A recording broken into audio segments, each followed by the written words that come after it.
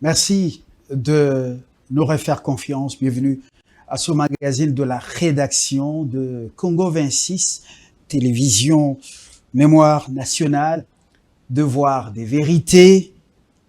Dans ce magazine, nous allons rouvrir 2 pages d'histoire, une histoire de ce grand pays au cœur de l'Afrique. Nous revenons sur 2 dates marquantes et surtout douloureuses du destin de ce grand pays, le destin congolais, 57 ans après l'assassinat de Pierre Moulélé, un lumumbiste, figure emblématique de la résistance post-indépendance, assassiné à Kinshasa après ce que Mobutu avait présenté comme amnistie. Et pourtant, c'était pour l'achever ici. Et puis, 104 ans depuis la condamnation de Simon Kimbangu, le prophète congolais, vous le savez, précurseur des indépendances africaines, pionnier spirituel et symbole de la lutte anticoloniale. Il fut parmi ceux qui étaient restés constants. Pour en parler, notre invité est Faustin Bimitia. Bimitia, je ne sais pas si j'ai bien prononcé son nom, il est le président de l'ASBEL Nouvelle Vision de la grande Léopoldville, aujourd'hui Kinshasa. J'aime bien Kinshasa, Léopoldville, où Léopold, ça nous renvoie à ces génocidaires belges, ce roi qui n'avait jamais mis ses pieds ici, mais qui a fait tuer beaucoup de Congolais pour le caoutchouc. Alors, oui, apparemment, il est connaisseur des enjeux historiques et mémoriels de notre pays. Monsieur Bimitia, bienvenue. Merci beaucoup pour l'invitation. Nous commençons par Moulélé, 57 ans. Pourquoi rouvrir cette page aujourd'hui? Et merci beaucoup, Monsieur Fabien, pour l'invitation. Je salue tous les téléspectateurs qui nous suivent dans leur maison.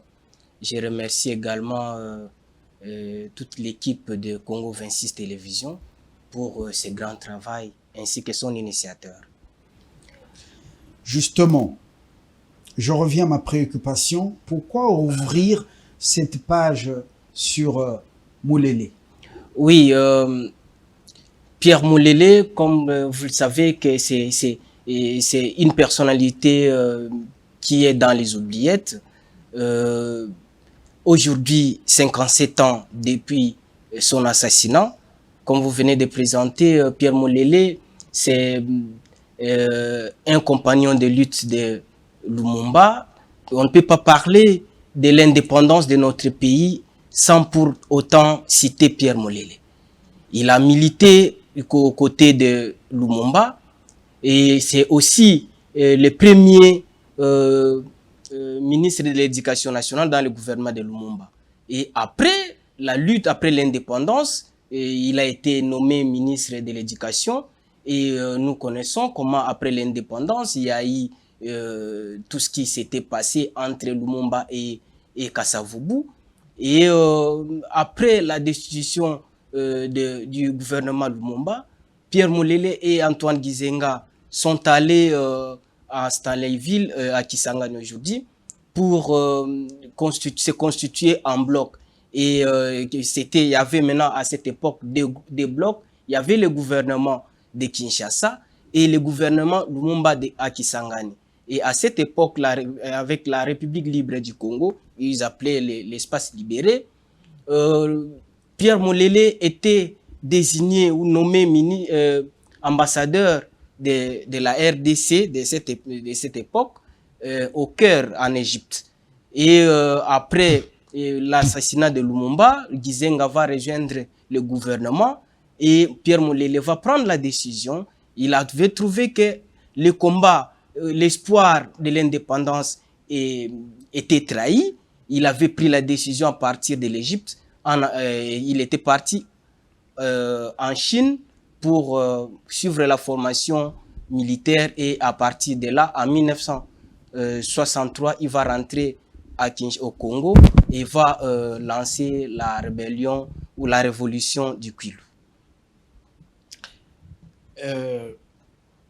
Mobutu avait obtenu l'extradition de Pierre Moulele suite au mensonge voilé sous ce qu'on appelait amnistie qu'il avait décrété en faveur des lumumbistes. Le Congo-Brazzaville, avec son dirigeant à l'époque, c'était Marian Ngouabi. Est-ce que ce n'était pas un complot contre Moulele? En fait, parce qu'après son... Parce qu'on voit, oui. On voit quand même ce qui s'est passé dernièrement. Oui. Kabila, appelé Joseph, réclamait la tête de Faustin Mounene, le général, qui était issu également de cette rébellion de la FDL. Quand il a réclamé, Sassou n'avait pas voulu, Sassou avait refusé de livrer Faustin Mounene. Alors, c'est que Marian Ngouabi avait fait à son époque. Est-ce que ce n'était pas une complicité? Oui, mais si le président du Congo-Brazza, Sassou, avait refusé, c'est pour ne pas tomber dans le même piège. Vous voyez, lorsque Pierre Moulele mène son combat, la révolution au Kwilu, qui nous a fait perdre beaucoup de gens, jusqu'à présent, on n'en parle pas. Et Moulele avait pris la décision pour rejoindre tous les lumumbistes qui étaient au Congo-Brazzaville. Et en 68, le gouvernement congolais, congolais à l'époque, à la tête Mobutu, avec les ministres, à travers le ministre des Affaires étrangères, Boboliko, va négocier avec le gouvernement ou le président du Congo-Brazza pour ramener tous les lumumbistes qui étaient au Congo-Brazzaville dans le cadre de l'amnistie, comme vous venez de dire. Malheureusement, certains avaient refusé de revenir, heureusement pour eux, mais pour Moulele, en tant que tête d'affiche, la personne qui faisait peur à l'époque de Mobutu, et c'est sa tête qui était mise en jeu. Et on avait négocié, et il y a eu accord entre le gouvernement de Kinshasa et du Congo-Brazza pour rapatrier les lumumbistes. Malheureusement, arrivé ici à Kinshasa le 29 septembre 1968, Pierre Moulele est accueilli et le 2 octobre, il a été arrêté, amené au camp Kokolo où il a été farouchement assassiné.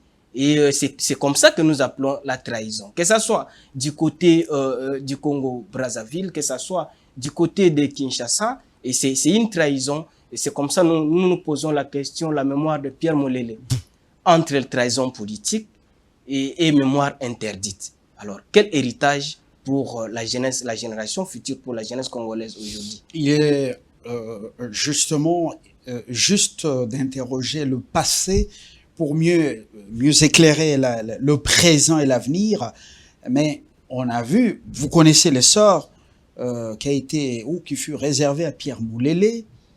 Il n'a jamais eu les obsèques, oui, ni des sépultures. Non, il n'y a rien du tout. Comme Lumumba, comme donc tous les autres lumumbistes qui étaient assassinés aussi dans le Kasaï. Jean-Venant Lumbala et tant d'autres. Mais lorsque vous voyez ce que Kizenga vient faire après en pactisant avec Kabila Joseph, Kizenga est lumumbiste, est-ce qu'il avait trahi la mémoire de Lumumba, la mémoire de Moulele et de tant d'autres nationalistes? Et c'est pour cette raison, nous, on se pose la question, pourquoi ce silence? Même celui, Kizenga, qui a milité avec lui, arrivé au pouvoir, a été l'a placé dans les oubliettes. Et Laurent Désiré Kabila avait suivi les combats qu'avait mené, la révolution qu'avait mené Pierre Mulele, mais arrivé au pouvoir, il avait aussi oublié. C'est comme ça que nous nous posons la question, pourquoi ce silence? Et nous disons que Pierre Mulele a été tué 2 fois. La première fois, il a été tué ou assassiné le 3 octobre 1968. Et la deuxième mort, c'était ce sont les silences gardés. Tous les gouvernements qui passent, aujourd'hui, nous avons même, aujourd'hui, avec l'arrivée du président Félix Antoine Tshisekedi au pouvoir, dans la lutte, la poursuite de la continuité du combat du fait Etienne Tshisekedi, dans le cadre de l'état des droits, nous ne voyons pas aussi les signes dans le cadre du procès en faveur de Pierre Mulele, parce que même si ça ne sera pas de cadre de plainte, mais au moins un procès symbolique pour faire la justice. Lorsque Pierre Mulele a été amené à Kinshasa, avant son assassinat, avant sa mort, il n'y avait pas un procès. Ça n'existe pas. Même avant, même après. Et aussi, il n'y a même pas des enquêtes ouvertes pour chercher la vérité sur l'assassinat de Pierre Mulele. Qu'est-ce que vous demandez à Félix Tshisekedi de faire exactement lorsque Laurent Désiré Kabila et après Antoine Kizenga, nous ne parlons pas du gouverneur général qui a dirigé le pays ou qui était placé à Kinshasa pendant 18 ans, le gouverneur général du pouvoir de Kigali, et puis lui-même Kizenga, Antoine, Laurent Désiré Kabila, personne de deux n'a réhabilité la mémoire de ces nationalistes. Donc, Lumumba est resté comme une étiquette sur la marchandise politique. Les autres nationalistes tués dans le Kasaï et Mulele, ici à Kinshasa, ils n'ont jamais été réhabilités. Mpolo, et l'autre c'est qui encore? Mpolo Kito, eux, au moins, on parle d'eux parce qu'ils ont été assassinés le même jour que Patrice Emery Lumumba. Mais les autres, ils n'ont jamais été réhabilités. Alors, qu'est-ce que vous allez demander à celui qui n'a pas été lumumbiste de faire quand les lumumbistes ont assassiné pour la 2e fois des nationalistes? Je demande à son Excellence, Monsieur le Président de la République, chef de l'État, Félix Antoine Tshisekedi Tshilombo, de réhabiliter la mémoire oubliée, la mémoire de Pierre Mulele. Pierre Mulele a mené le même combat avec les Sphinx délimités et Etienne Tshisekedi Wamulumba. Ils ont milité pour l'état de droit, les deux ont mené le même combat, et après il y avait silence radio, il y avait la dictature, et les Sphinx délimités, le président Etienne Tshisekedi Wamulumba avait pris le courage. C'était la révolution. Les deux, ce sont des révolutionnaires. Dans le cadre des 13 parlementaires, ils ont signé les documents prenant le courage de dénoncer.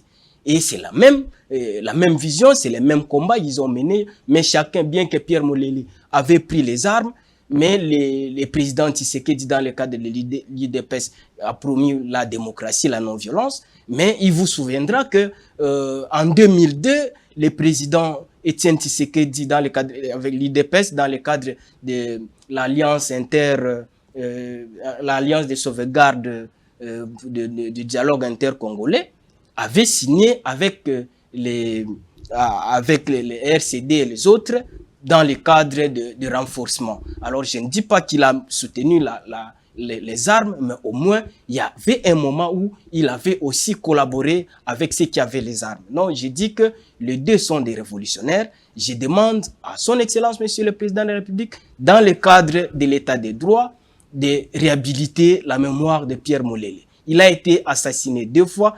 Nous pensons que du fait que Lumumba a été réhabilité, il a aujourd'hui, je vous remercie pour la mémoire de Lumumba que vous avez rapatriés là-dedans. Aujourd'hui, au moins, nous sommes bantous. Chacun doit avoir sa tombe. Alors, Pierre Moulele n'en a pas.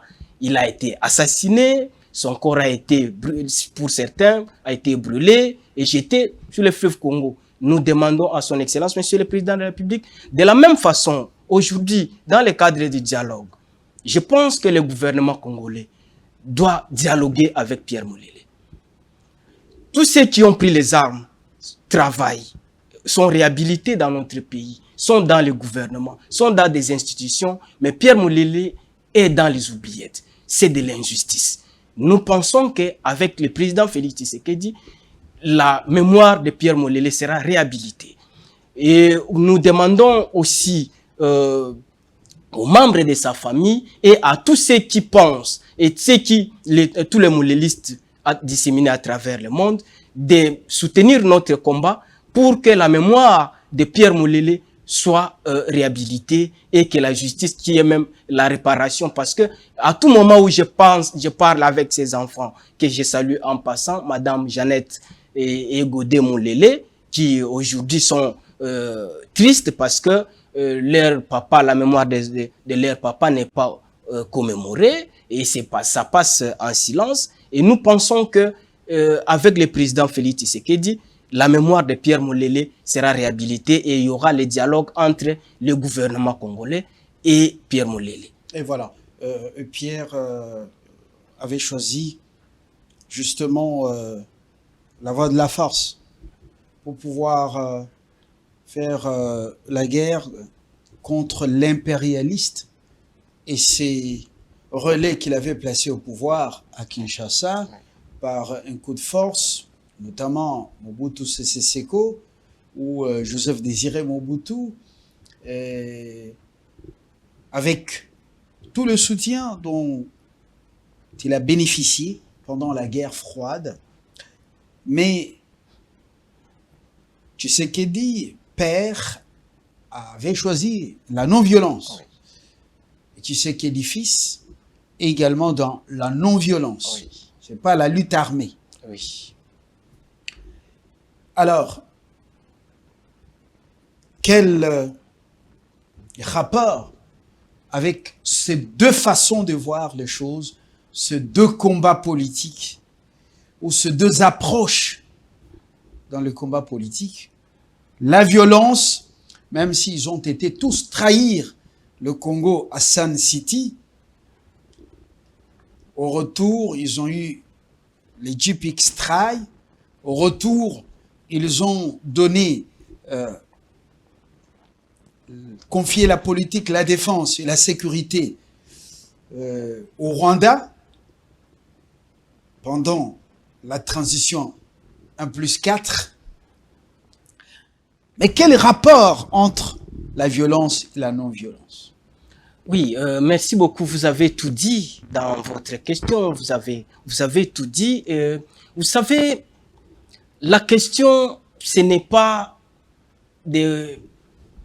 après Sun City ou avant Sun City. Les deux personnalités, les deux figures ont mené la même lutte, mais des chemins différents.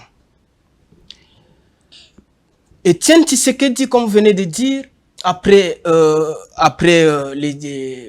il avait tous les offres, mais il avait refusé pour continuer l'idéal son idéal, son combat, sa lutte, que Pierre Moulele aussi avait des tentations à l'époque de partage du pouvoir pour le pouvoir. Il avait aussi refusé. Alors, cette manière de voir les choses, les deux personnalités avaient la même lutte. Etienne Tshisekedi a combattu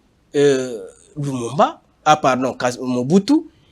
Pierre Moulele a combattu également Mobutu, mais les deux personnalités sont des révolutionnaires.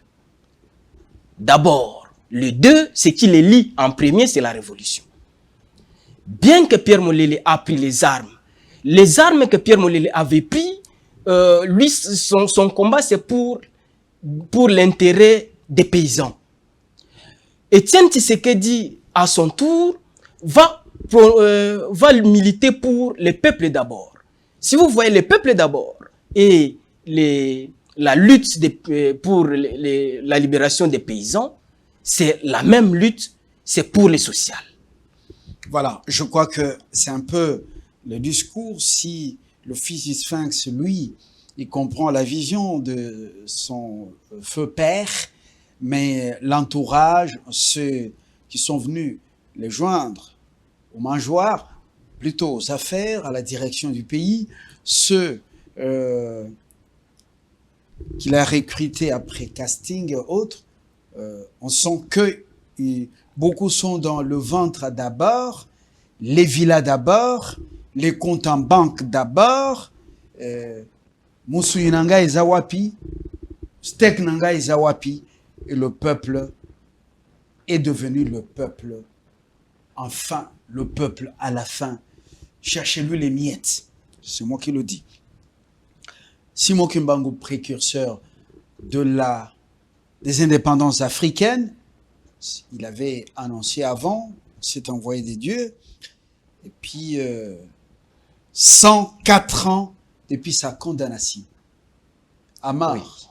Oui. Oui. Et pourquoi rouvrir cette page de l'histoire ce 3 octobre? Oui, vous voyez que alors que la condamnation elle-même a été commuée. Vous vous souvenez? Oui. Il y a quelques années, oui. Les cours des tribunaux avaient déjà annulé cette condamnation. Je ne suis pas dans les termes identiques avec les droitiers ou ce qu'on appelle juristes, mais cette condamnation a été annulée. Elle a été commuée, justement, les termes techniques m'échappent. Alors pourquoi en parler aujourd'hui alors que tout a été justement modifié? Oui, merci beaucoup. Je pense que le 3 octobre dans notre pays, ce n'est pas une date comme toutes les dates du pays. Le 3 octobre 1921, Simon Kimbangu sera condamné à mort. Quelques années plus tard, après l'indépendance, c'est Pierre Mulele qui sera assassiné le même jour, sans être condamné, sans procès. Donc, la condamnation de Simon Kimbangu, qui a précédé, comme vous venez de dire, que bien que nous reviendrons sur cette question pour avoir avec tous les détails sur les procès, son procès, la condamnation, tout ça, sur l'arrêté qu'il avait condamné, l'arrêté belge. Alors, nous reviendrons sur ça. Maintenant, notre souci, c'est l'action et la date. Pourquoi seulement la même date que Simon Kimbangu a été condamné à mort et Pierre Mulele assassiné? La même date. Juste coïncidence. Ce n'est pas une coïncidence. Ce n'est pas. Nous ne pouvons pas considérer que ça peut être dans ce sens-là. C'est spirituel. Parce que Simon Kimbangu est spirituel et la lutte qu'il avait menée, comme vous avez dit que c'est le précurseur de la lutte pour l'indépendance africaine, de la même façon aussi, Pierre Mulele fait partie de ces. D'ailleurs, je vous rappelle qu'il est le cofondateur du parti africain, parti PESA, parti de solidarité africain. Alors, lui aussi, Pierre Mulele, fait partie des leaders panafricains. Le combat de Pierre Mulele que Simon Kimbangu avait mené, Pierre Mulele fait partie des rangs de Che Guevara. Nous avons de l'autre côté, au Burkina Faso, nous avons également Thomas Sankara. Ces deux personnalités sont honorées et les t-shirts même de Che Guevara est vendu partout à travers le monde. Sankara également, dans le cadre de son pays, a été, jusqu'à présent, il est enseigné dans des écoles. Mais pour Pierre Mulele, il est dans le silence. Sa mémoire a été mal vendue par la presse des impérialistes. pour ne pas parler, et c'est comme ça il a été assassiné 2 fois. Et la date de Lumumba, de la mort de Pierre Molele, qui coïncide, comme vous venez de dire, comme vous voulez que je puisse dire, avec la condamnation à mort de Simon Kimbangu, je pense que c'est la lutte, c'est la passation des flambeaux dans le cadre de ce que nous appelons la libération de notre pays. Et c'est aujourd'hui, vous avez vu plus tard, Étienne Tshisekedi, qui était avec Mobutu, avait pris le courage avec les autres 13 parlementaires pour se révolutionner. Pierre Molele, dans le cadre de la démocratie, comme il prônait pour l'état de droit, Étienne Tshisekedi, son fils également parlait de l'état de droit. Nous pensons que les droits s'éradiquent en faveur de Pierre Molele. Nous parlons maintenant de Simon Kimbangu, justement. Plusieurs années après, quand nous parlons de 104 ans, plus d'un siècle, et nous parlons de 57 ans depuis l'assassinat de Moulele, donc plus d'un demi-siècle. Quand vous regardez les Congolais, les instruits, je ne les appelle pas intellectuels, les instruits, les diplômés aux affaires politiques, dans les affaires business, chacun dans son domaine, l'éducation, dans les techniques. Quand vous observez les Congolais, est-ce que c'est un peuple, c'est une élite digne? Est-ce que l'histoire passée nous a appris quelque chose? Est-ce que nous avons une âme? Nous, je ne parle pas du peuple parce que le peuple est mené par l'élite. C'est la masse. Je parle des instruits que vous êtes. Je ne parle pas d'intellectuels. Je les connais comme quelqu'un me le disait. Je les connais. Ceux qui pensent qu'ils sont allés à l'école des fameux Mindele. Est-ce que nous avons une âme? Lorsque vous voyez le banditisme, l'égoïsme, la mauvaise foi, la méchanceté, quand quelqu'un arrive aux affaires, c'est lui et lui seul et sa famille. Est-ce que nous avons une âme? Oui, cette question, si nous avons... Vous voyez, aujourd'hui, les combats continuent, chacun dans son domaine et dans son secteur. Nous pensons, nous avons toujours dit... Quel combat? Nous avons toujours dit, j'arrive.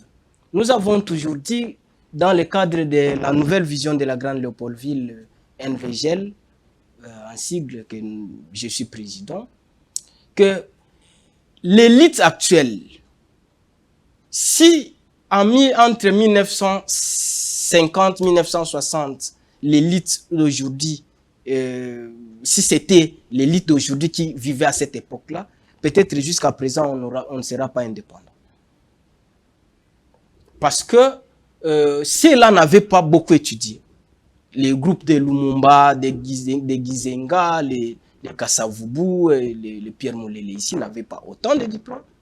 Mais ils étaient des patriotes. Ils ont milité pour nous léguer ces pays que nous avons aujourd'hui. Alors aujourd'hui, avec la nouvelle technologie et avec tout ce qui se passe, je pense que je ne veux pas dire que nous n'avons pas de l'âme et tout ça, mais je pense qu'il est temps pour nous de continuer à sensibiliser pour la prise de conscience, pour que chacun de nous puisse prendre conscience et aller de l'avant, chercher la solution. Et surtout qu'à ce moment où notre pays, vous avez raison, parce qu'à ce moment ici, notre pays connaît des tensions, traverse un moment très difficile, mais ce n'est pas l'affaire de plusieurs personnes, mais ce sont des intellectuels ou des hommes que vous avez appelés ça. Je pense qu'aujourd'hui, nous avons beaucoup perdu en termes du patriotisme, en termes surtout du respect des biens bien commun, bien public, tout ça, il y a toujours des scandales à tout moment, mais c'est comme ça que lorsque nous allons valoriser la mémoire de certains oubliés, je pense que leur idéologie mérite d'être enseignée, notamment les Pierre Molele, Lumumba, et les Laurent Désiré Kabila, les Etienne Tshisekedi et autres, que nous allons valoriser leur idéologie, leur combat, leur vision et surtout pour permettre à ce que la génération actuelle et future puisse avoir des repères. Parce que c'est avec la question que vous venez de poser, ça prouve que la jeunesse risque de n'avoir pas de repères. Avec ce qui se passe aujourd'hui, la génération future risque de n'avoir pas de repères. Alors, il est temps pour nous, et surtout vous de la presse, de continuer à faire votre travail, vous le faites déjà, et de poursuivre encore ces combats-là pour que tous les Congolais puissent prendre conscience dans le cadre du patriotisme et afin de léguer un pays à nos enfants. Et vous savez que en 2060, la RDC va totaliser, en 2060, je disais, la RDC va totaliser un siècle de gestion par les autochtones et 175 ans d'existence depuis sa création après la conférence de Berlin le 26 février 1885. Et c'est comme ça qu'il est temps pour nous, la jeunesse, de sensibiliser. Il est temps pour l'élite, pardon, de sensibiliser, d'encadrer la jeunesse pour préparer quelle jeunesse qui va préparer le 2060 où la RDC va totaliser un siècle. Merci. Vous avez été prolixe justement à ce niveau. Je crois que l'essentiel du message est passé. C'est parfois décevant parce que tous les voisins qui se jouent de nous,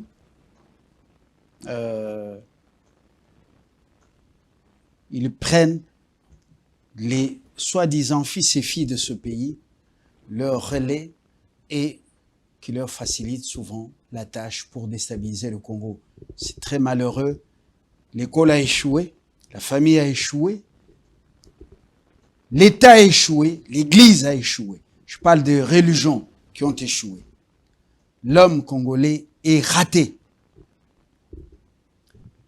Si nous étions sérieux, si nous apprenions de notre histoire, le combat de Kimbangu, de Lumumba, et de tant d'autres se sont sacrifiés pour ce pays. Alors, vous voulez l'exemple, il a pris les armes, justement, mais aujourd'hui, il y a des Congolais qui prennent aussi les armes, hein, pour soi-disant, ils sont minorités, bon, c'est pas, il reste à savoir s'ils sont des Congolais. Le constat est très amer. Nous ne sommes pas sérieux. Soyons sérieux, que l'histoire puisse davantage nous éclairer pour vivre le présent et l'avenir. Monsieur Bitimia, voilà Bimitia, président de l'ASBL, Nouvelle Vision, de la grande Léopoldville, donc Kinshasa, qui englobait pratiquement deux provinces qui sont voisines à la ville de Kinshasa. Merci d'être venu, de nous avoir éclairé sur ces deux pages importantes de l'histoire de notre pays, et à très bientôt avec le même plaisir. Merci beaucoup. Merci tous ceux qui nous suivent. Au revoir et à très bientôt.